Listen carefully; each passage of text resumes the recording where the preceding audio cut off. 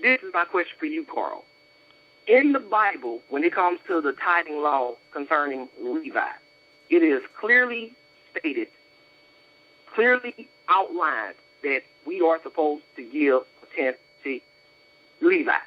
So my question to you is, if it is clearly outlined that we're supposed to pay 10% of our increase to anybody other than Levi, can you show me in the scriptures where it clearly says, thus says the Lord, pay my teachers or my pastors or my servants a tenth of your increase, where it clearly says that and is not pertaining to Levi? Can you show me that? If so, please take me there.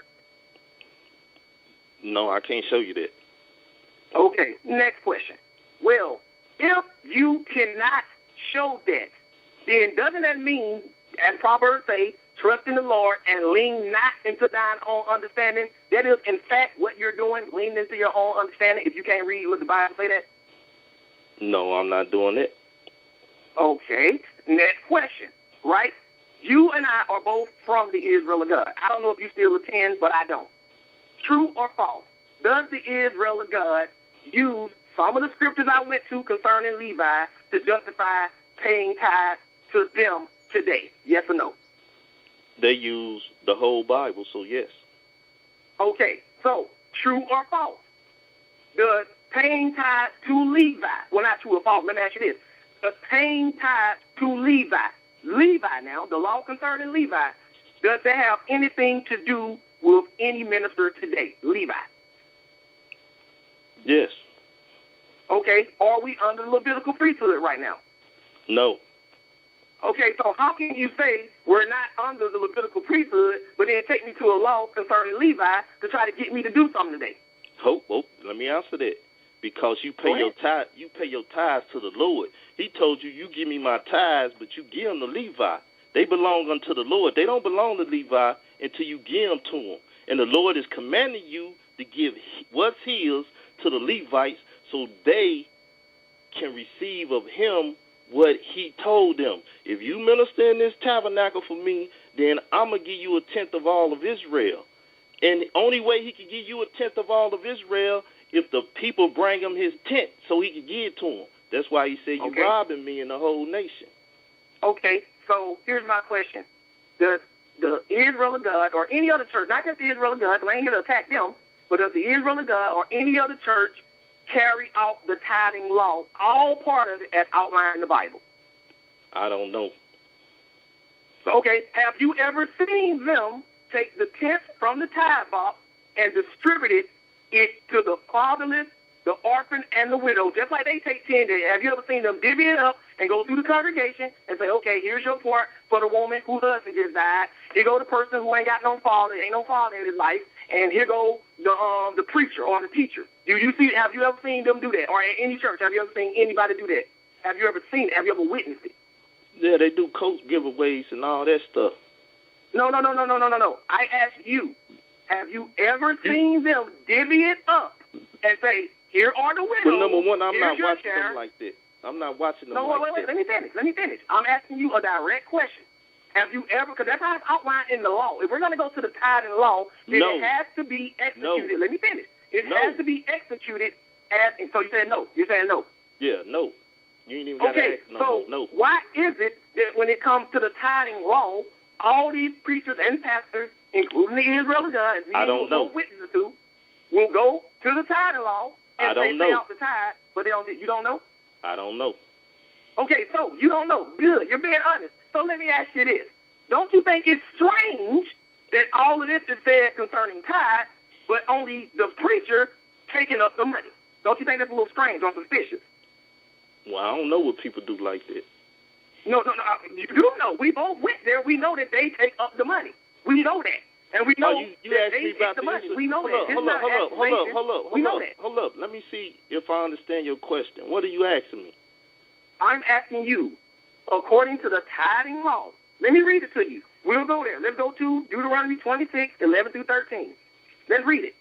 I will read it. And you tell me, do they keep the tithing law as outlined right here? Deuteronomy 26. Let me know when you get there, because I want you to read this along with me. Oh, man, I'm this not. It's 11 through 13. It says, And thou shalt rejoice in every good thing which the Lord thy God hath given unto thee, and unto thine house, thou and the Levite and the stranger, the non-Hebrew, that is among you. When thou hast made an end of tithing, all the tithes of thine increase, the third year, every 3 years, which is the year of tithing, and has given it unto the Levite, the stranger, the fatherless, and the widow. So my question to you is, do every 3 years, I don't know how long you were there, every 3 years, did you witness the Israel of God take the tithe money, give some to the preachers there, give some to the fatherless there, give some to the widow, and all the non-Hebrew Israelites that are in the congregation? Did you ever witness that? Brother, you bring about confusion within question. No, I'm not. I'm confused. Yes hold up. Let me now answer this. Can I answer the question? You now can't who's tell running? me. That's a yes or no question. Stop. Now who's running? Let him answer, brother. Let him answer. Yeah, can I get time? Like I said, you bring about confusion with the question. And foolish and unlearned questions we should avoid, the book say. Now, at the end of the day, you asked me about Israel of God business. Let me tell you one thing.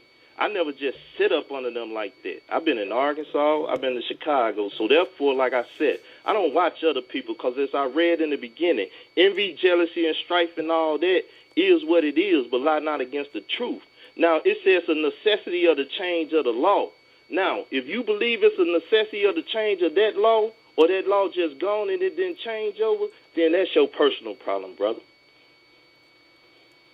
Okay.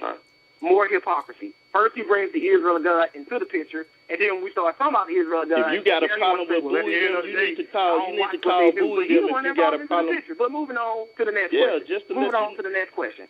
My question to you is the same question that I asked earlier. If we cannot read in the scripture where we are commanded to do this, then why should we feel obligated to do something that's not commanded clearly in the scriptures? It's commanded to pay it unto God clearly. And then he said, give it to a certain person.